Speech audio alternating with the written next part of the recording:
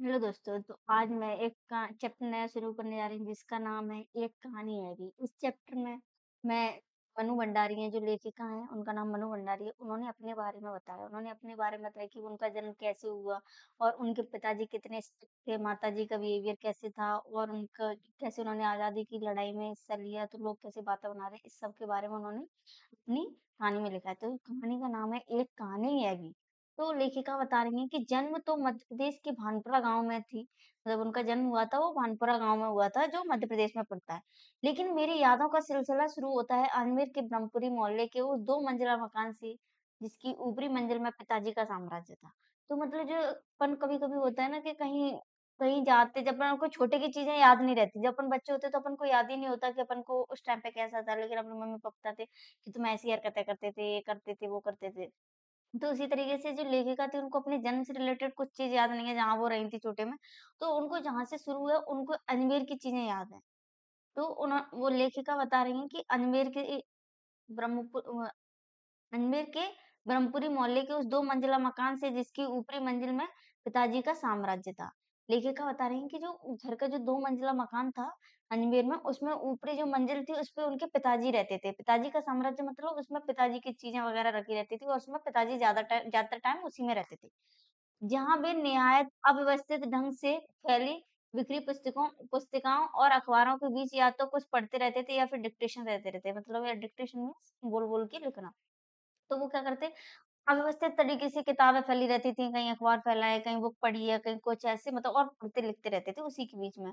तो कुछ लोग होते हैं जिनको किताबें फैला-फैला के पढ़ने का शौक होता है वैसे तरीके से। तो नीचे हम सब भाई-बहनों के साथ रहती थी हमारी बेपढ़ी-लिखी, व्यक्तित्वहीन माँ सवेरे से शाम तक हम सबकी इच्छा और पिताजी की आज्ञाओं का पालन करने के लिए सदैव तत्पर। तो वो बता रही हैं कि उनके जो पिताजी थे वो कैसे ऊपर रूम में मंजिले में रहते थे और उनके जो भाई-बहन थे वो अपनी माँ नीचे वाले मंजिले पे रहते थे अपनी मम्मी के साथ। तो उनकी जो माताजी थी वो बिना पढ़ी-लिखी थी, तो वो अपनी माता को कह रही कि वो व्यक्तित्वहीन थी। उनका कोई खुद का वजूद ही नहीं था क्योंकि वो पूरे दिन क्या करती थी कि अपने बच्चों की इच्छाएँ पूरी कर रही हैं और जो पिता जो उनके हस्बैंड ने उनको बोल दिया वो काम वो कर रही। जिसके लिए वो हमेशा तत्पर रहती थी, मतलब हमेशा तैयार रहती थी कि उन्हें काम करना है। अजमेर से पहले पिताजी इंदौर में थे, जहाँ उनकी बड़ी प्रतिष्ठा थी, सम्मान था, नाम था। मतलब लेखिका बता रही हैं कि जो अजमेर में आने से पहले वो लोग इंदौर में रहते थे, जहाँ उनकी बहुत ही ज़्यादा प्रतिष्ठा थी, सम्मान था, उनकी बहुत ज़्यादा रिस्पेक्ट थी। और वे कांग्रेस के समाज सुधारक जो काम थे, उनसे भी जुड़े हुए थे। शिक्षा के वे केवल उपदेश ही नहीं देते थे, मतलब वो शिक्षा से रिलेटेड उपदेश मतलब एकदम भाषण टाइप से ही नहीं देते थे, बल्कि उन दिनों 8-8 10-10 विद्यार्थी को अपने घर रखकर पढ़ाया है, जिनमें से कई तो बाद में ऊँचे-ऊँचे ओहदों पर पहुँचे। मतलब वो क्या करते थे, घर में बहुत से स्टूडेंट्स वगैरह को रख के घर में पढ़ाते थे, जिनकी ज़िम्मे और उनमें से बहुत से थे जो ऊँची-ऊँची नौकरियों पे पहुँच गए थे। वे उनकी खुशहाली के दिन थे और उन दिनों उनकी दरिया-दिली के चर्चे भी कम नहीं थे। मतलब वो जब जब उनके पास पैसा था, बहुत ज़्यादा खुश रहते थे।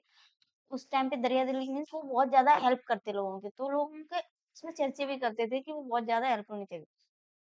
एक ओर वे बेहद कोमल और संवेदनशील व्यक्ति थे, तो दूसरी ओर बेहद क्रोधी और अहंवादी। मतलब एक तरफ तो वो बहुत ज़्यादा संवेदनशील व्यक्ति थे, दूसरों की हेल्प करना है, ये करना है, वो करना है, सबसे अच्छे से भी। लेकिन दूसरी तरफ वो कैसे भी थे कि उन्हें बहुत जल्दी गुस्सा भी आ जाता था, क्रोधी थे और उनके अंदर वो अहंवादी था, अहंकार भी था। पर यह सब तो मैंने केवल सुना। जो लेखिका है वो कह रही है कि मैंने ये सब बस सुना था पहले। देखा देखा तब तो इन गुणों के भग्नावशेषों को ढोते पिता थे। मतलब वो जो उन्होंने उनके पिता बहुत ज़्यादा अच्छे थे, दरिया-दिली वाले थे, बहुत लोगों की हेल्प करते थे, संवेदनशील थे। उन सब के बारे में मैंने सुना था। उन्होंने इन चीज़ों को उनके अपने पिताजी में कभी देखा नहीं था। एक बहुत बड़े आर्थिक झटके के कारण वे इंदौर से अजमेर आ गए थे। क्या हुआ था कि उनको एक इकोनॉमिक झटका या फिर मतलब कुछ पैसे से रिलेटेड प्रॉब्लम आ गई थी, इसलिए वो अजमेर में आ गए थे। ज जहाँ उन्होंने अपने अकेले के बलबूते और हौसले से अंग्रेजी हिंदी शब्दकोश के अधूरे काम को आगे बढ़ाना शुरू किया। मतलब उन्होंने खुद से अपने दम पे ही उन्होंने जो अधूरा उनका शब्दकोश था अंग्रेजी हिंदी का उसको उन्होंने पूरा किया। अ, जो अपनी तरह का पहला और अकेला शब्दकोश था। इसने उन्हें यश और प्रतिष्ठा तो बहुत दी पर अर्थ नहीं, शायद गिरती आर्थिक स्थिति ने ही उनके व्यक्तित्व के सारे सकारात्मक पहलुओं को निचोड़ना शुरू कर दिया था। मतलब ये था जो लेखिका हैं वो बता रही थी उनका जो शब्दकोश था वो बहुत ही ज़्यादा अच्छा था, बहुत ही ज़्यादा उसको प्रतिष्ठा भी मिली थी। लेकिन लेखिका बता रही हैं कि उनकी जो आर्थिक स्थिति थी मतलब उसके पास पैसे की जो कमी आ रही थी, उससे उनके जो सकारात्मक में वो जो उनके पॉजिटिव साइड थे ना वो खत्म होना शुरू हो गए थे।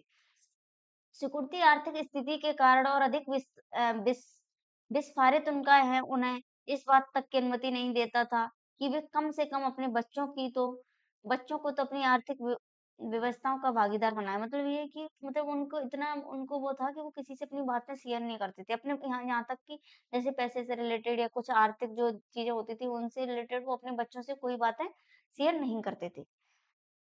नवाबी आदतें और अधूरी महत्वाकांक्षा हमेशा शीर्ष पर रहने के बाद हाशिए पर सरकते चले जाने की यातना क्रोध बनकर हमेशा माँ को काँप कँपाती और थरथराती रहती थी।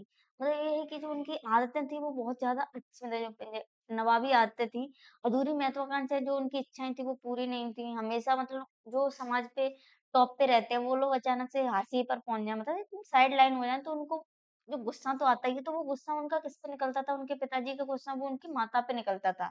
तो इससे उनकी माता डरती थी, काँपती थी ये सब। अपने हाथों के अपने हाथों विश्वासघात की जानी कैसी गहरी चोटें होंगी, वे जिन्होंने आँखें मूंद कर सबका विश्वास करने वाले पिता को बाद के दिनों में इतना शक्की बना दिया था कि जब तब हम लोग भी इसकी चपेट में आते ही रहते थे। मतलब उनके पिताजी जो हमेशा से दूसरों पे भरोसा करते थे, एक बार उनको जैसे धोखा मिल गया खुद के जिन पे अपन बहुत ज़्यादा भरोसा करते हैं, अगर वो लोग ही हमें धोखा दे दें, तो ना फिर ये होता है कि हम किसी पे भरोसा ही नहीं कर पाते। इसी तरीके से इनके पिताजी के साथ भी हुआ कि उनके पिताजी के जो खुद के लोग थे, मतलब उन पे बहुत ज़्यादा भरोसा करते थे, उन लोगों ने उनके साथ धोखा कर दिया, तो उनके इस कारण से उनके पिताजी का जो बिहेवियर था ना, वो बहुत ज़्यादा चेंज हो गया था। मतलब एकदम से शक्की लोग बन गए थे, शक्की टाइप से। कि हर किसी पे शक करना। तो इस वज़ह से वो कभी-कभी अपने बच्चों पे भी शक करते थे। मतलब इसकी वज़ह से उन पे गुस्सा भी करते थे। पर यह पितृगाथा मैं इसलिए नहीं गा रही कि मुझे उनका गौरव गान करना है, बल्कि मैं तो यह देखना चाहती हूँ कि उनके व्यक्तित्व की कौन-सी खूबी और खामियाँ मेरे व्यक्तित्व के ताने-ताने में गुँथी हुई हैं। या या कि अनचाहे किए उनके व्यवहार ने मेरे भीतर किन ग्रंथियों को जन्म दे दिया।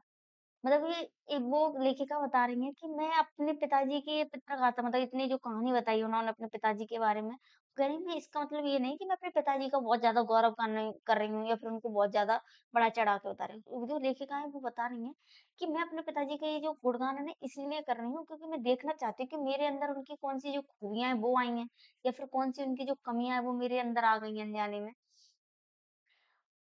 या फिर उनका जो व्यवहार है उस वज़ह से जो लेखिका है उनके अंदर क्या-क्या चेंजेस आए हैं। मैं काली हूँ, बचपन में दुबली और मरियल भी थी। मतलब लेखिका बता रही थी कि जो लेखिका का जो रंग है ना वो सांवला था। तो वो कह रही हैं कि मैं काली थी और बचपन में दुबली और मरियल भी थी। कुछ लोग होते हैं ना बहुत ही ज़्यादा पतली-सी थी वो। तो गोरा रंग पिताजी की कमज़ोरी थी, तो सो बचपन में मुझसे 2 साल बड़ी खूब गोरी, स्वस्थ और हँसमुख बहन सुशीला से हर बात में तुलना और फिर उसकी प्रशंसा ने ही क्या मेरे भीतर ऐसे गहरे हीन भाव की ग्रंथि पैदा नहीं करती कि नाम, सम्मान और प्रतिष्ठा पाने के बावजूद आज तक मैं उससे उबर नहीं पाई। लेखिका बता रही हैं कि जब मैं उनका जो रंग था ना वो बहुत ज़्यादा सांवला था, तो इस वज़ह से उनके घर में इस चीज़ को लेके उनके साथ तुलना भी की जाती थी। उनकी जो बहन थी वो सुशीला नाम की वो बहुत ज़्यादा गोरी थी और स्वस्थ थी मतलब हेल्दी सी थी, तो उनकी हमेशा तारीफ़ होती थी। इसीलिए और लेखिका को हमेशा इस वज़ह से मतलब थोड़ा अलग-सा फ़ील होता था। इस वज़ह से वो लेखिका कह रही हैं कि मैं आज बहुत ऊँचे जगह पे पहुँच गई, मुझे सम्मान भी मिल गया, प्रतिष्ठा भी है, लेकिन फिर भी मैं उस चीज़ से आज तक उभर नहीं पाई है। कुछ लोगों के साथ होता है कि वो साँवले होते हैं, तो उनको बार-बार याद दिलाया जाता है कि तुम साँवले हो, साँवले हो। तो उनके अंदर ऐसी भावना आ जाती है कि हम तो कुछ कर ही नहीं सकते, हम ऐसे हैं, वैसे हैं। मतलब उनको अपने में कमी दिखती है, भले ही वो कितना भी कुछ कर लें। इसी टाइप से लेखिका को लग रहा है कि मतलब वो आज तक उस चीज़ से उभर नहीं पाई हैं। लेखिका आगे बताती हैं कि आज भी परिचय करवाते समय जब कोई कुछ विशेषता लगाकर मेरी लेखी उपलब्धियों का ज़िक्र करने लगता है, तो मैं संकोच से सिमट ही नहीं जाती बल्कि गढ़ने-गढ़ने को हो जाती हूँ। मतलब उन्हें बहुत शर्म आती है जब उनकी कोई विशेषता, उनके शरीर से रिलेटेड कोई चीज़ उनको लेके बताई जाए, तो फिर उन्हें बहुत ज़्यादा शर्म आती है। शायद अचेतन की किसी परत के नीचे दबी इसी हीन भावना के चलते मैं अपनी किसी भी उपलब्धि पर भरोसा नहीं कर पाती। सब कुछ मुझे तुक्का ही लगता है। मतलब जो लेखिका हैं वो बता रही हैं कि मतलब मेरे अंदर अभी भी हीन भावना है, बहुत ज़्यादा हीन भावना इतनी हो चुकी है कि मैं कुछ नहीं कर सकती, मैं काली हूँ, मैं मरियल सी थी, मतलब ये सब। तो उनके अंदर ना कॉन्फिडेंस ही नहीं आ रहा था। मतलब उन्हें भरोसा ही नहीं होता है कि उन्होंने इतना सब कुछ कर लिया, इतनी उपलब्धि हासिल कर ली है, उन्हें मतलब कुछ नहीं लगता है। उन्हें ऐसा लगता है कि जो सब मैंने किया है, सब ये बस एक तुक्का है। पिताजी के जिस शक्ति स्वभाव पर मैं कभी-कभी बनना जाती थी, आज एकाएक अपने खंडित विश्वासों की व्यथा के नीचे मुझे अपने शक्ति स्वभाव की झलक ही दिखाई देती है। मतलब जो लेखिका हैं वो बता रही थी कि जो पिताजी का उनके व्यवहार कैसा शक्की हो गया था, उसी से उसको जब देखती थी तो लेखिका उनको गुस्सा आता था। लेकिन अचानक से वो अपने आप में देखती हैं कि वही चीज़ लेखिका के अंदर आ गई है। लेखिका का खुद का जो बिहेवियर है वो भी शक्की हो गया है। बहुत अपने के हाथों हाथों विश्वासघात की गहरी व्यथा से उपजा शक। होश सँभालने के बाद से ही जिन पिताजी से किसी न किसी बात पर हमेशा मेरी टक्कर ही चलती रहती थी। वे तो ना जाने कितने रूपों में मज़ में हैं। वो लेखिका कह रही हैं कि मतलब जो मैं जब से मैं बड़ी होश सँभालना शुरू किया कि मतलब जब से मुझे चीज़ें समझ में आई, तब से उनके जो पिताजी थे, उनके साथ उनकी कोई न कोई बात को लेकर हमेशा बहस होती रहती थी। तो ये लेखिका कह रही हैं कि मतलब हमारे कितने विचार अलग-अलग थे कि हम एक-दूसरे से हमारे विचारों को लेके कॉन्फ्लिक्ट था। लेखिका आगे बताती हैं कि फिर भी पता नहीं क्यों मेरे में इतने सारे जो पिताजी की आदतें हैं या चीज़ें हैं वो मेरे अंदर आ गई। कहीं कुंठाओं के रूप में, कहीं प्रतिक्रिया के रूप में, तो कहीं प्रतिछाया के रूप में। मतलब उनके जो बता रहे हैं कि मेरे अंदर कैसे पिताजी की जो आदतें या हैबिट है जो उनकी आ गई हैं। केवल बाहरी भिन्नता के आधार पर अपनी परंपरा और पीढ़ियों को नकारने वालों को क्या सचमुच इस बात का बिल्कुल एहसास नहीं होता कि उनका आसन्न अतीत किस कदर उनके भीतर जड़ जमाए बैठा रहता है। मतलब लेखिका बताना चाह रही हैं कि किस तरीके से जो अपनी पुरानी चीज़ें हैं, वो अपने अंदर आके बैठ जाती हैं और अपन को पता भी नहीं चलता। समय का प्रभाव प्रभाव भले ही हमें दूसरी दिशाओं में बहा कर ले जाए, स्थितियों को दबाव भले ही हमारा रूप बदल दे, हमें पूरी तरह उससे मुक्त तो नहीं ही कर सकता। मतलब लेखिका बता रही हैं कि टाइम कितना भी आगे बढ़ जाए, हमारी स्थिति कितनी भी चेंज हो जाए, लेकिन हमारी जो चीज़ें हैं वो हमारे अंदर रह जाती हैं। जो हमें बचपन में कुछ चीज़ें होती हैं, जो हमारी आदतें होती हैं, पेरेंट्स से आती हैं, किसी और से आती हैं, तो वो आदतें हमारे अंदर रह जाती हैं। पिता के ठीक विपरीत थी हमारी बेपड़ी माँ। बेपढ़ी-लिखी माँ। अब पिताजी के बाद लेखिका अपनी माताजी के बता रही हैं कि जो उनके पिताजी थे, वो बहुत ज़्यादा पढ़े-लिखे इंसान थे और वहीं उनकी दूसरी तरफ उनकी माँ थी, वो बिल्कुल बिना पढ़ी थी। धरती से कुछ ज़्यादा ही धैर्य और सहनशक्ति थी शायद उनमें। वो बता रही हैं कि जितनी ज़मीन में ज़्यादा धैर्य और सहनशक्ति होती, उससे भी ज़्यादा सहनशक्ति उनकी माँ में है।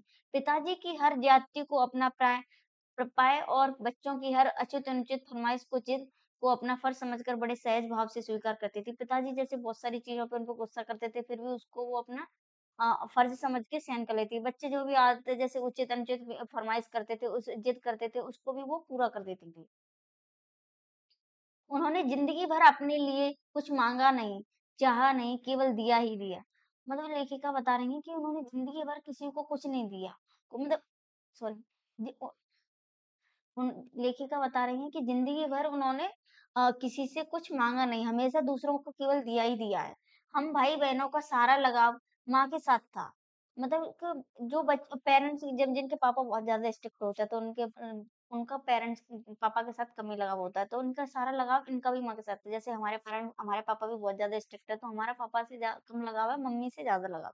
उसी लेकिन निहायत मजबूर में लगता है उनका यह त्याग कभी मेरा आदर्श नहीं बन सका। लेखिका बता रही हैं कि जिस तरीके से उनकी माँ हमेशा दूसरों के लिए काम करती थी, हमेशा जो त्याग करती थी, लेकिन लेखिका बनाती हैं कि कभी वो मेरे लिए आइडियल नहीं रही, इस तरीके से कि मैं भी दूसरों के लिए इतना त्याग करूँ। तो वो कहती है ये वाला उनका मेरे लिए वो आइडियल नहीं थी इस टाइप से। ना उनका त्याग, ना उनकी सहिष्णुता। खैर जो भी हो, अब यह पैतृक पुराण यहीं समाप्त कर अपने पर लौटते हैं। लेखिका बताती हैं कि अब मैं ये अपना पैतृक पुराण जो अपने पेरेंट्स के बारे में जो बता रही हैं, उसको छोड़ के मैं अपने बारे में बताती हूँ। लेखिका आगे बताती हैं, 5 भाई-बहनों में सबसे छोटी मैं। लेखिका बता रही हैं कि जो 5 भाई-बहन थे उनके उनमें सबसे छोटी वो थी। सबसे बड़ी बहन की शादी के समय मैं शायद 7 साल की थी और उसकी एक धुंधली-सी याद ही मेरे मन में है। मतलब वो बता रही कि लेखिका की जब बड़ी बहन की शादी हुई थी तब वो 7 साल की थी और उन्हें कुछ धुंधला-धुंधला सा याद है। कुछ चीज़ें होती हैं जो अपन को बहुत थोड़ा-थोड़ा याद होता है, पूरा याद ही नहीं होता। लेकिन अपने से 2 साल बड़ी बहन सुशीला और मैंने घर के घर के बड़े से आंगन में बचपन के सारे खेल खेल खेले। सतोलिया, लंगड़ी टांग, पकड़म-पकड़ाई, का काली टीलो जो कमरों के गुड्डे-गुड़ियों में ब्याह भी रचाए, पास-पड़ोस की सहेलियों के साथ। मतलब लेखिका बता रही हैं कि उनकी जो बड़ी बहन सबसे बड़ी थी, उनकी तो उनको याद नहीं है शादी का, लेकिन जो उनसे उनसे बड़ी जो बहन थी सुशीला, उनके साथ वो सारे गेम्स वगैरह खेलती थी, जैसे कि घर में ही जितने गेम्स खेलती थी, गुड्डे-गुड़िया के खेल या लंगड़ी, पकड़म-पकड़ाई या फिर जो भी गेम्स खेलती है, आस-पास की सहेलियों के साथ भी खेलती है, वो सब उन्हें याद। यूँ खेलने को हमने भाइयों के साथ गिल्ली-डंडा भी खेला है और पतंग उड़ाने, काँच पीसकर मांझा सूतने का काम भी किया है, लेकिन उनकी गतिविधियों का दायरा घर के बाहर ये दिख रहता था। मतलब वो बताती हैं और हमारी सीमा थी घर। ये लेखिका बताती हैं कि मतलब ऐसे तो उन्होंने गेम्स लड़कों वाले भी खेलते हैं, लेकिन उनके जो भाई वगैरह थे वो ज़्यादातर गेम्स घर के बाहर खेलते थे और कुछ जगह पे ऐसा होता है कि लड़कियों को एकदम फिक्स होता है कि तुम घर से बाहर जाके नहीं खेल सकती, घर के बाहर खेलेंगे तो अच्छा नहीं माना जाता समाज में। तो इस तरीके से जो लेखिका थी वो घर के अंदर ही खेलती थी गेम्स। हाँ, इतना ज़रूर था कि उस ज़माने में घर की दीवारें घर तक ही समाप्त नहीं हो जाती थी, बल्कि पूरे मोहल्ले तक फैली रहती थी। मतलब ये जब लेखिका ने जब अपनी जो कहानी लिखी, तो लेखिका बता रही है, आज जैसे घर की दीवार अपने घर में ही रहना है, यहीं खेलना है ये सब। लेकिन पता नहीं कि तब घर का मतलब ये नहीं था, उनके कहने का मतलब कि घर की दीवारी का मतलब पूरा मोहल्ला आता था उसमें, कि तुम किसी भी घर में जाके खेलो, किसी के भी साथ खेलो, तो वो पूरा एक घर माना जाता था। मतलब अपने मोहल्ले से बाहर नहीं आना इस तरीके से। इसलिए मोहल्ले के किसी भी घर में जाने पर कोई पाबंदी नहीं थी, बल्कि कुछ घर तो परिवार का हिस्सा ही थे। आज तो मुझे बड़ी शिद्दत के साथ यह महसूस होता है कि अपनी ज़िंदगी खुद जीने के इस आधुनिक दबाव ने महानगरों के फ्लैट में रहने वालों को हमारे इस परंपरागत पड़ोस कल्चर से विच्छेद करके हमें कितना संकुचित और असहाय और असुरक्षित बना दिया है।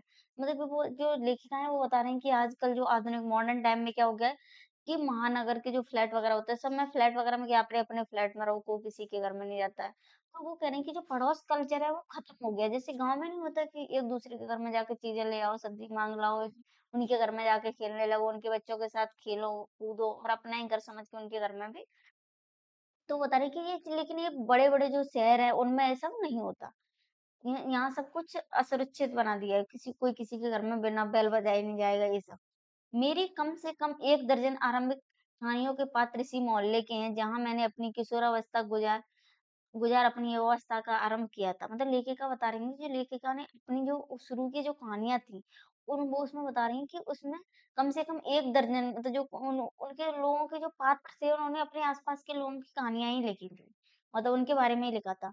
1-2 को छोड़कर उनमें से कोई भी पात्र मेरे परिवार का नहीं है। मतलब वो कह रही हैं कि उनमें से 1 आधे 2 मेंबर हैं, जिनके बारे में मैंने लिखा है, लेकिन ज़्यादातर जो मेंबर लिखे, उन्होंने मैंने अपने आस-पड़ोस के लोगों के बारे में ध्यान में रखते हुए लिखे। बस इनको देखते-सुनते इनके बीच ही मैं बड़ी हुई थी, लेकिन इनकी छाप मेरे मन पर कितनी गहरी थी, इस बात का एहसास तो मुझे कहानियाँ लिखते समय हुआ। लेखिका बता रही हैं कि मतलब इनके बीच में मैं देखते-देखते इनको बड़ी हुई थी, लेकिन इनकी जो आदतें हैं किसी-किसी की वो मेरे मन में इतनी ज़्यादा छप गई थी, कि अब जब मैं कहानी लिख रही तब मुझे पता चला कि हाँ, इन लोगों की ये जो छाप है वो मेरे ऊपर कितनी वो हो गई है। इतने वर्षों के अंतराल ने भी उनकी भाव-भंगिमा, भाषा किसी को भी धुंधला नहीं किया था और बिना किसी विशेष प्रयास के बड़े सहज भाव से भी उतरते चले गए थे। मतलब लेखिका को मतलब कितना टाइम हो गया, फिर भी उनके बारे में जब उन्होंने लिखा, तो उनको ऐसा लग रहा था जैसे उनको वो सब कुछ पहले जैसा सब कुछ याद है और उनको उन्होंने अच्छे से आसानी से अपनी कहानियों में लिख दिया।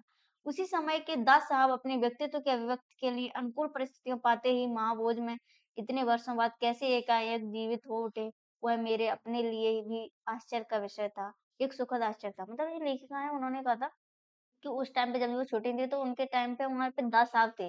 उनके न तो मतलब उनकी उनकी जो कहानी है उन्होंने महाभोज में मतलब वो लिखी है तो उनके बारे में उन्होंने सब कुछ लिख दिया तो उन्हें भी बहुत अच्छा लग रहा था। आश्चर्य भी हो रहा था। उस समय तक हमारे परिवार में लड़की के विवाह के लिए अनिवार्य योग्यता थी, उम्र में 16 वर्ष और शिक्षा में मैट्रिक। मतलब ये था कि उस टाइम पे लोग लड़कियों के मतलब उनके फैमिली में ऐसा माना जाता हो कि 16 साल की लड़की हो गई तो शादी कर दो और शिक्षा में बस मैट्रिक पास है तो कर दो। सन 44 में सुशीला ने यह योग्यता प्राप्त की और शादी करके कोलकाता चली गई। मतलब जो लेखिका है वो बता रहे थे कि जब सन 44 चल रही थी 1944 तो उनकी जो बहन थी, उनकी योग्यता हो गई थी मतलब 16 वर्ष की हो गई होंगी तो उनकी जो शादी कर दी, शादी उनकी कोलकाता में हुई तो वो वहाँ चली गई। दोनों बड़े भाई भी आगे पढ़ाई के लिए बाहर चले गए।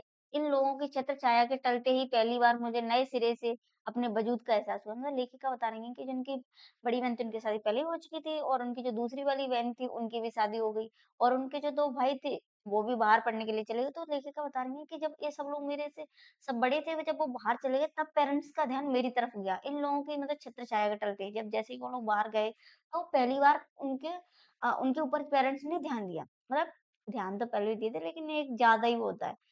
पिताजी का ध्यान भी पहली बार मुझ पर केंद्रित हुआ।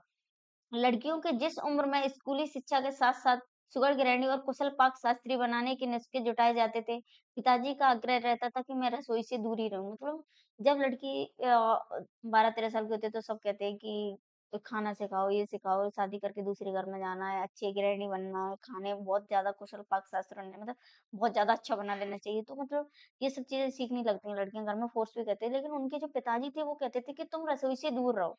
रसोई को वे बटियार खाना कहते थे। उनके हिसाब से वहाँ रहना अपनी क्षमता और प्रतिभा को भट्टी में झोंकना था। मतलब वो कहते थे कि ये किचन है ना वो एक बटियार खाने की जैसा है, जिसमें क्या है कि तुम अपनी क्षमता है और जो प्रतिभा है तुम्हारा सारी स्किल तुम्हारी जो कैपेसिटी है सारी की सारी उसमें मतलब खत्म हो जाएगी अगर तुम किचन में हो गए मतलब इस टाइप से। घर में आए दिन विभिन्न राजनीतिक पार्टियों के जमावड़े होते थे। मतलब जो लेखिकाएँ वो बताती थी कि उनके जो घर था, वो मतलब पॉलिटिकल पार्टियों का हब था। कैसे कि मतलब अलग-अलग पॉलिटिकल लीडर्स वगैरह उनके घर पे आते थे और जमकर बहसें होती थी। बहस करना पिताजी का प्रिय शगल था। मतलब उनके जो पिताजी का जो एक फ़ेवरेट काम था कि बहस करना। चाय-पानी या नाश्ता देने जाती तो पिताजी मुझे भी वहीं बैठने को कहते। वे चाहते थे कि मैं भी वहीं बैठूँ, सुनूँ और जानूँ कि कैसे देश में चारों चारों ओर क्या कुछ हो रहा है। देश में हो भी तो कितना कुछ रहा है। सन 42 के आंदोलन के बाद से तो सारा देश जैसे खौल रहा था। मतलब वो लेखिकाएँ वो बता रही थी कि उस टाइम पे देश में भी बहुत कुछ हो रहा था। जैसे कि 1942 में जो आंदोलन हुआ था गांधी जी का मतलब तो उस चीज़ों से मतलब बहुत सारे चेंजेस आ रहे थे। लेकिन विभिन्न राजनीतिक पार्टियों की नीतियाँ उनके आपसी विरोध या मतभेदों की तो मुझे दूर-दूर तक कोई समझ नहीं थी। मतलब उनको पॉलिटिकल पार्टियों की जो पॉलिसी वगैरह थी, उनके बारे में आपस में कॉन्ट्राडिक्ट होते हैं, एक-दूसरे का विरोध करते हैं, मतभेद होते हैं उनके बीच में, तो उनकी लेखिकाएँ उनको उसके बारे में ज़्यादा कोई समझ नहीं थी। हाँ, क्रांतिकारियों और देशभक्त शहीदों की रोमानी आकर्षण और उनकी कुर्बानियों से ज़रूर मन को आक्रांत रहता था। मतलब जो लेखिकाएँ हैं, वो बता रही थी कि क्रांतिकारियों की कहानी पढ़ती थी, देशभक्त जो शहीद थे, उन लोगों के में जो कहानियाँ थी उनको वो बहुत ज़्यादा पढ़ती थी। सो 10वीं कक्षा तक यह आलम यह था कि बिना किसी ख़ास समझ के घर में होने वाली बहसें सुनती थी और बिना चुनाव किए, बिना लेखक के अहमियत से परिचित हुए किताबें पढ़ती थी। मतलब वो लेखक के जो बुक्स वग़ैरह पढ़ती थी, तो लेखक के बारे में नहीं पढ़ती थी, कैसा क्या, बस उन्हें स्टोरी अच्छी लग रही तो पढ़ रही थी। लेकिन सन 45 में जैसे ही 10वीं पास करके मैं फर्स्ट ईयर में आई, जैसे ही वो 10वीं पास किया, फर्स्ट ईयर में आई, हिंदी की प्राध्यापिका शीला अग्रवाल से परिचय हुआ। क्या नाम था इनके टीचर का? शीला अग्रवाल, ये याद रखना। सावित्री गर्ल्स हाई स्कूल जहाँ मैंने अ, क ककहारा सीखी, 1 साल पहले ही कॉलेज बना था और वे इसी साल नियुक्त हुई थी। मतलब ये कॉलेज ज़्यादा पुराना नहीं था, तो 1 साल पुराना ही था और वो उनकी जो टीचर थी, वो भी अभी हुई थी। उन्होंने बाकायदा साहित्य की दुनिया में प्रवेश कराया। मतलब जो लेखिका हैं, उनको साहित्य के बारे में जो उन्होंने कुछ जितनी भी जानकारी है, उनके टीचर ने दी। इनका नाम है शीला अग्रवाल। मात्र पढ़ने को चुनाव करके पढ़ने में बदला खुद चुन-चुन कर किताबें दी। पढ़ी हुई किताबों को बहसें की तो 2 साल बीतते न बीतते साहित्य की दुनिया शरत प्रेमचंद से बढ़कर जैनेंद्र, अज्ञे, यशपाल, गतिचंद वर्मा तक फैल गई। मतलब जो लेखिका हैं वो बता रही थी कि जो उनकी टीचर थी उनको चुन-चुन के किताबें देती थी, फिर उसके ऊपर बहस करती थी। तो 2 साल के अंदर उन्होंने बहुत कुछ सीख लिया प्रेमचंद के बारे में। जैनेंद्र, यशपाल, बोधिचरण वर्मा ये जो लेखक है इनके बारे में उन्होंने पढ़ना शुरू कर दिया था। फिर तो फैलती ही चली गई मतलब उनकी जो जानकारी है वो इसके बारे में फैलती चली थी। उस समय जैनेंद्र जी की छोटे-छोटे सरल सहज वाक्यों वाली शैली ने बहुत आकृष्ट किया। मतलब उनकी जो जैनेंद्र की जो लिखने की जो शैली है उसको उसने लेखिका को बहुत ज़्यादा अपनी तरफ आकर्षित किया। सुनीता बहुत अच्छा लगा था मतलब जो जैनेंद्र का एक उपन्यास था सुनीता जो लेखिका को बहुत ज़्यादा अच्छा लगा था। अज्ञे जी का उपन्यास था शेखर और एक जीवनी पढ़ा ज़रूर। उस समय वह मेरी समझ के सीमित दायरे में समा नहीं पाया था। मतलब उस समय उन्होंने पढ़ा था उनको बहुत ज़्यादा कुछ समझ नहीं आया। कुछ सालों बाद नदी के दीप पढ़ा तो उसने मन को इस कदर बाँधा कि उसी मैं शेखर को फिर से पढ़ी। मतलब जब लेखिका ने दूसरी बार उनकी एक दूसरी वो थी नदी की दीप तो वो पढ़ी, तो उसके बाद लेखिका को शेखर जी की वो जो जो शेखर वाली जो एक जीवनी थी उन्होंने उसको फिर से पढ़ा। इस बार कुछ समझ के साथ यह शायद मूल्यों के मंथन का युग था। मतलब ऐसे होता है बहुत पहले अपन जो कोई बुक पढ़ते हैं तो फिर कुछ टाइम बाद पढ़ते हैं तो अपन भूल जाते हैं। उस टाइम पे शायद अपन को उतनी समझ नहीं आती, बाद में अपन को बहुत ज़्यादा अच्छे से समझ आती है। यह शायद मूल्यों के मंथन का युग था। पाप पुण्य, नैतिक अनैतिक, सही गलत की बनी-बनाई धारणाओं के आगे प्रश्न चिन्ह ही नहीं लग रहे थे।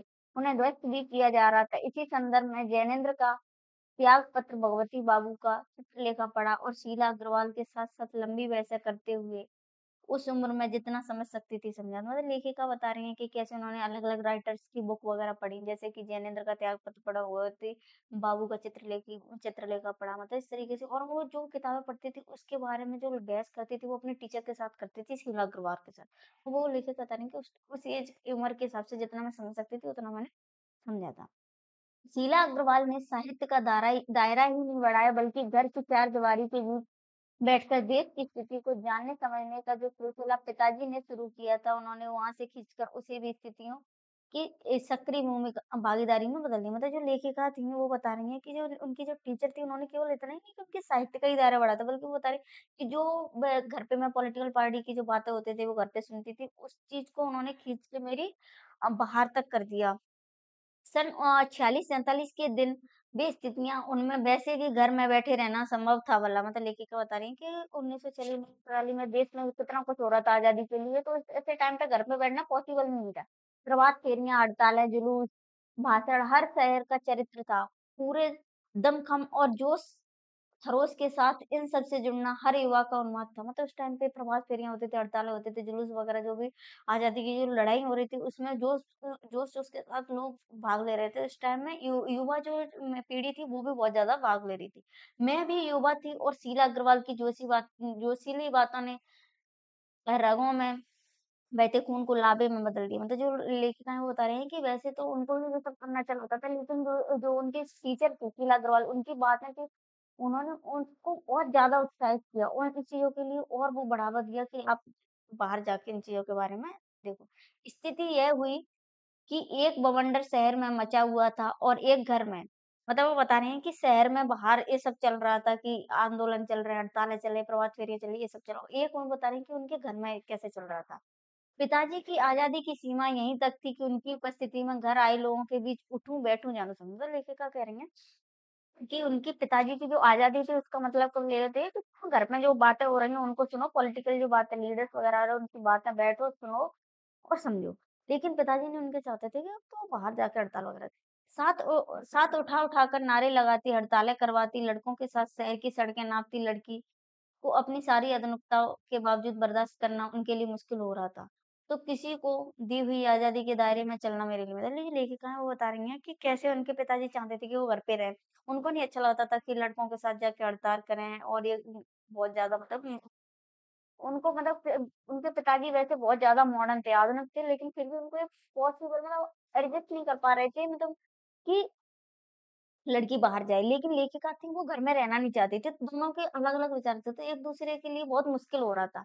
जब रगों में लहू की जगह लावा बहता हो तो सारे निषेध, सारी वर्जनाएँ और सारा भय कैसे ध्वस्त हो जाता है, यह तभी जाना क्रोध अपने क्रोध से सबको थरथरा देने वाले पिताजी से टक्कर लेने का जो सिलसिला तब शुरू हुआ था, राजेंद्र से शादी की तब तक वह चलता ही रहा। मतलब जो लेखिका हैं वो बता रही हैं कि कैसे उन्होंने जब देश में आज़ादी वगैरह दी तो वो कह रही थी मेरी रगों में उस खून की जगह लहू बहता था। मतलब अंग्रेज़ों की कहानियाँ सुन-सुन के उनको मतलब इतना उनके खिलाफ इतना हुँ, क्या बोलते हैं इतना कि उनके खिलाफ उनके विचार थे, तो वो नहीं चाहती थी कि वो घर में रहें। तो जब उनके अंदर उन्हें मतलब इस देश की आज़ादी के लिए लड़ना था, तो उनके अंदर जितनी भी सारी रुकावट थी, सारी जो कि बाहर नहीं जाना, ये नहीं करना, वो नहीं करना, उनका जो पिताजी का डर था, सब उनका खत्म हो गया।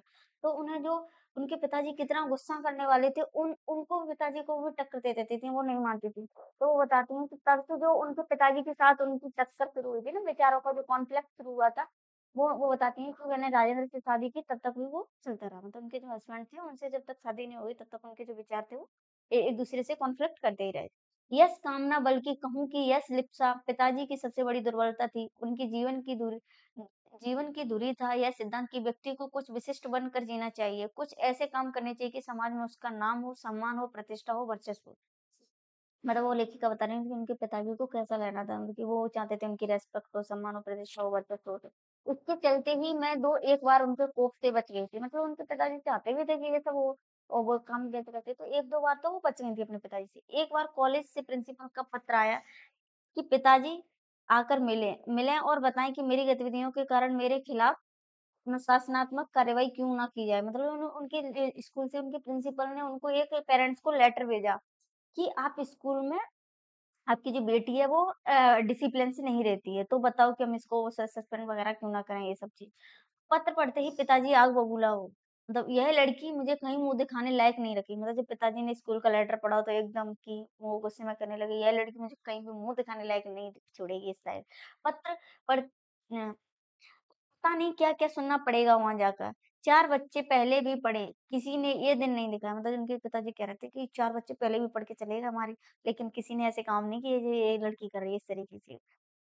गुस्से से भरनाते हुए वे गए, लौटकर क्या कहर बरपा होगा इसका अनुमान था। सो मैं पड़ोस की एक मित्र के यहाँ जाकर बैठ गई। मतलब उनको लेके को डर लग रहा था कि उनके पिताजी प्रति शुरू जाने पे इतना वो गुस्सा कर रहा है, तो आएँगे वहाँ जब प्रिंसिपल की बात सुन के तो पता नहीं कितना गुस्सा करेंगे। तो वो डर के मारे अपने पड़ोस की एक सहेली के यहाँ जाके छिप गई। माँ को यह कह दिया कि लौटकर बहुत कुछ गुबार निकल जाए तब बुलाना। मतलब उन्होंने अपनी माँ को बोल के गई थी, जब पिताजी का गुस्सा निकल जाए ना तो मुझे बुलाना। लेकिन जब माँ ने आकर कहा कि वे तो खुश ही हैं, चलिए चल तो विश्वास नहीं हुआ। गई तो सही लेकिन डरते-डरते। मतलब जब वो उनकी माँ उन्हें बुलाने आई तो वो कह रही थी कि पिताजी तो गुस्सा नहीं कर रहे, चल कोई बात नहीं, वो गुस्सा नहीं कर रहे, खुश हैं वो तो। तो लेखिका को विश्वास नहीं हुआ लेकिन फिर भी वो डरते-डरते गईं।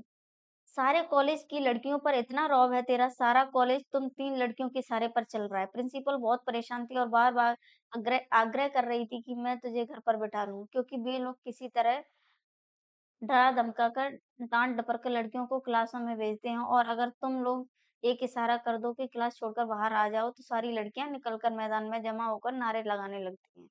तुम लोगों के मारे कॉलेज चलाना मुश्किल हो गया उन लोगों के लिए। मतलब जो उनके पिताजी हैं, उनको लेखिका को बता रहे हैं कि तुम्हारे प्रिंसिपल ने मुझसे क्या-क्या तो वो होता है कि तुम 3 लड़कियाँ कितना कुछ कर रही हो, तो तुम तीनों के इशारे पे पूरा कॉलेज क्लास चल जाती है। तो वो तुम जैसे टीचर अ डाँट-फटकार के बच्चों को बिठा भी देता क्लास में, लेकिन तुम अगर थोड़ा-सा इशारा कर दो तो पूरी क्लास बाहर आ जाती है और फिर बाहर आके नारे लगाने लगती है, ये सब पता है।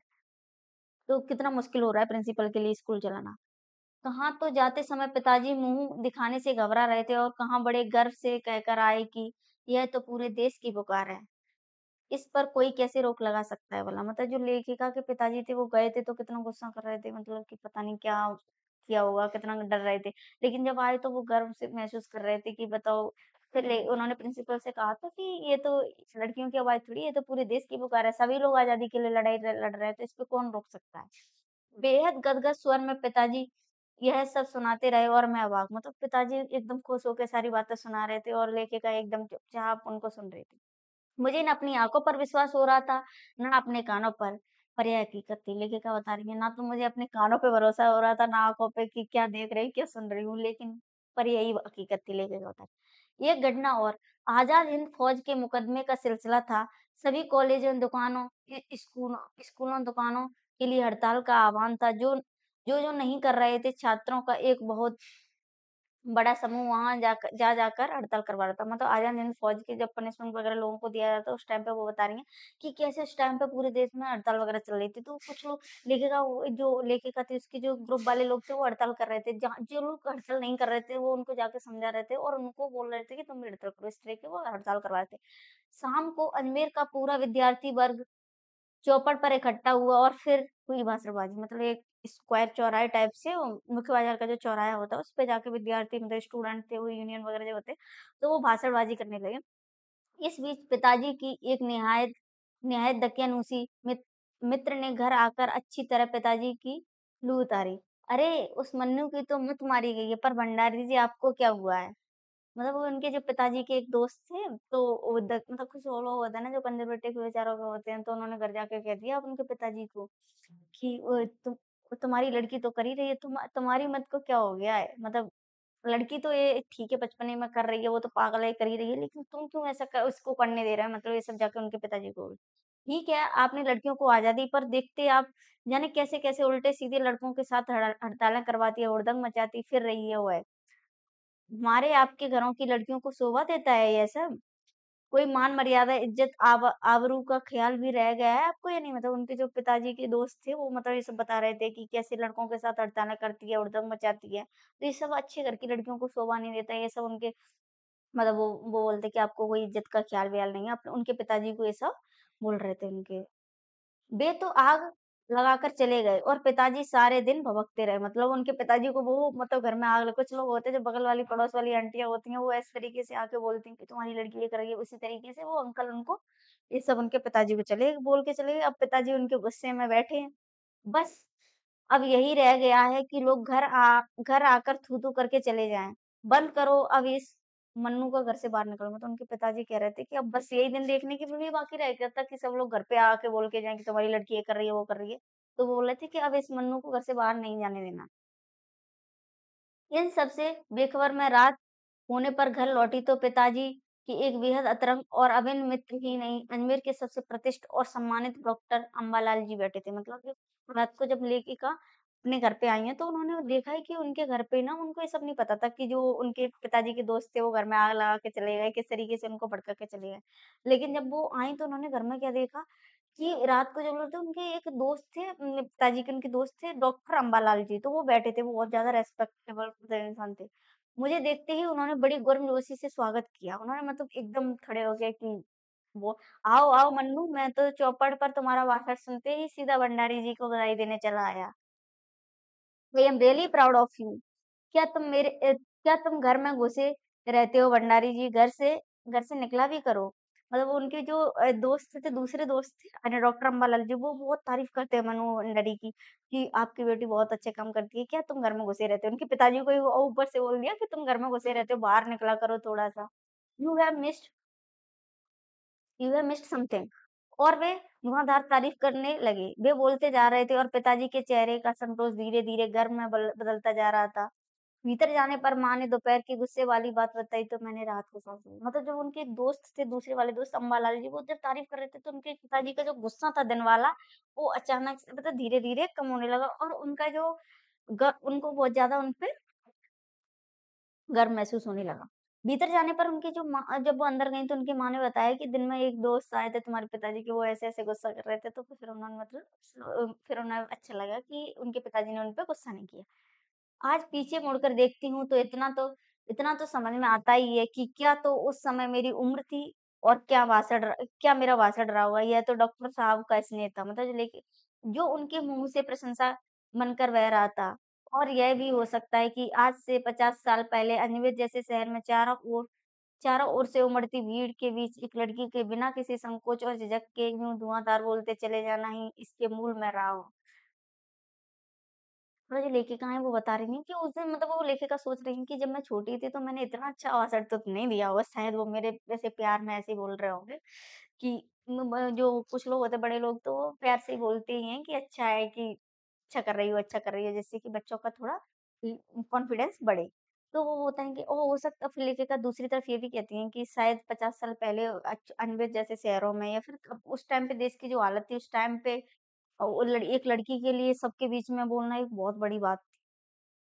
पिताजी कितनी तरह के अंतर्विरोधों के बीच जीते थे। वे एक ओर विशिष्ट बनने और बनाने की प्रबल लालसा तो दूसरी ओर अपनी सामाजिक छवि के प्रति भी उतनी ही सजगता। मतलब एक तरफ वो कह रहे थे कि पिताजी कितने अंतर्विरोध थे उनके खुद के विचारों में कॉन्फ्लिक्ट था। एक तरफ तो चाहते थे कि वो बहुत ज़्यादा रिस्पेक्ट मिले सबको, विशिष्ट बने, सबसे अच्छी वो दूसरी तरफ ये भी चाहते थे कि समाज में रिस्पेक्ट भी बनी रहे। मतलब ये है कि अगर तुम जैसे कि वो हुआ ना कि उनके जो दोपहर में जो दोस्त आए थे वो बोल के गए थे कि तुम्हारी लड़की बाहर घूम रही है तो अच्छी बात नहीं और दूसरी तरफ जब उनके दूसरे दोस्त आए अम्बालाल जी वो तारीफ कर रहे थे तो उनको अच्छा लग रहा था। तो मतलब उनके पिताजी के विचारों में कॉन्फ्लिक्ट था इसके बारे में वो बता रही हैं। पर क्या क्या संभव है पर क्या यह संभव है? तो पिताजी को इस बात का बिल्कुल भी एहसास नहीं था कि इन दोनों का तो रास्ता ही टकराहट का है। मतलब वो सोच रही हैं कि क्या पिताजी को पता नहीं हुआ कि इन दोनों का मतलब उनके विचारों में ही कॉन्फ्लिक्ट हो रहा है, इस सब के बारे फिर लेखिका फिर आगे कहती हैं, सन 47 के मई महीने में शीला अग्रवाल को कॉलेज वालों ने नोटिस थमा दिया, लड़कियों को भड़काने और कॉलेज का अनुशासन बिगाड़ने के आरोप में। मतलब जो उनके 1947 में क्या किया कि जो उनके प्रिंसिपल थे, उन्होंने उनको जो टीचर थे शीला अग्रवाल उनको कॉलेज से सस्पेंड कर दिया। और इस बात को कह दिया कि तुम लड़कियों कॉलेज की लड़कियों को भड़काती हो और मतलब ये सब करने के लिए और डिसिप्लिन में नहीं रहती हो और इस बात को लेकर हुड़दंग ना मचे इसीलिए जुलाई में 3rd ईयर के क्लासेस बंद करके हम 2-3 छात्राओं का प्रवेश निषिद्ध कर दिया। मतलब इन दिन 2-3 लड़कियों को भी सस्पेंड कर दिया कि तुम क्लास नहीं आओगी। हुड़दंग तो बाहर रहकर भी इतना मचाया कि कॉलेज वालों को अगस्त में आकर 3rd ईयर खोलना पड़ा। मतलब वो कह रही थी कि जब कॉलेज बंद हो गए तो वो हुड़दंग बाहर मचाती थी। तो इसको मतलब आके 3rd ईयर में कॉलेज उनको छोड़ने पड़े। जीत की खुशी पर सामने खड़ी बहुत बहुत बड़ी चिर प्रतिष्ठित खुशी के सामने यह खुशी दिला गई। मतलब उनकी 1947 में जब सब लोगों को आज़ादी मिल गई तो सबसे बड़ी जीत यही थी। शताब्दी की सबसे बड़ी उपलब्धि 15 अगस्त 1947 था। मतलब उस टाइम पे देश को आज़ादी मिल गई, ये सबसे बड़ी उपलब्धि है। थैंक यू इस चैप्टर को देखने के लिए। जय मौलाना दिमाग खराब कर रहा हूँ।